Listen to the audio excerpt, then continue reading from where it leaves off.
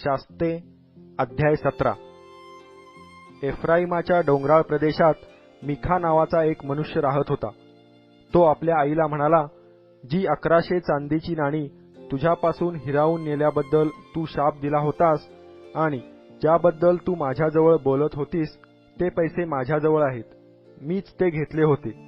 तेव्हा त्याची आई म्हणाली, बाळा, परमेश्वर तुझे कल्याण करो।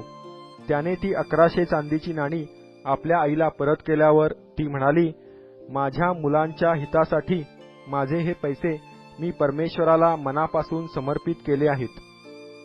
ह्यांची एक कोरीव मूर्ती व एक ओतीव मूर्ती करावी म्हणून हे पैसे मी आता तुला परत करते। त्याने ते पैसे आपल्या आईला परत केले। तेव्हा तिने त्यातली 200 नाणी सोनाराला दिली आणि त्याने त्यांची एक कोरीव मूर्ती व एक ओतीव मूर्ती तयार केली। त्या मूर्ती मिखाच्या घरात ठेवण्यात आल्या। ह्या मिखाचे एक देवघर होते।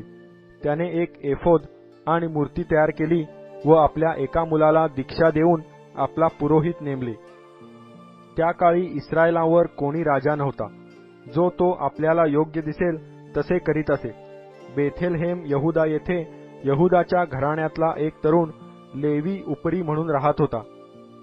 आपल्याला कोठेतरी राहायला जागा मिळाली तर पहावे म्हणून तो यहुदातील बेथलेहेम नगर सोडून निघाला आणि प्रवास करीत करीत एफ्राईमाच्या डोंगराळ प्रदेशात मिखाच्या घरी आला।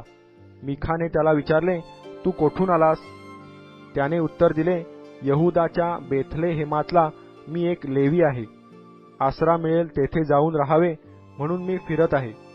मिखा त्याला म्हणाला, माझ्या येथे राहा, तू माझ्या वडिलासमान हो व पुरोहित म्हणून राहा। मी तुला सालीना 10 चांदीची नाणी व एक पोशाख देईन आणि तुझ्या पोटापाण्याची व्यवस्था करीन। त्याने त्या लेव्याला आग्रह केला। मग तो लेवी त्या माणसाबरोबर राहावयाला तयार झाला। त्याने त्या तरुणाला आपल्या मुलाप्रमाणे वागवले।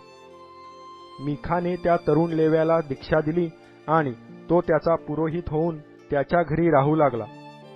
मग मिखा म्हणाला, मी एक लेवी आपला पुरोहित करून ठेवल्यामुळे परमेश्वर माझे कल्याण करील अशी मला आता खात्री आहे।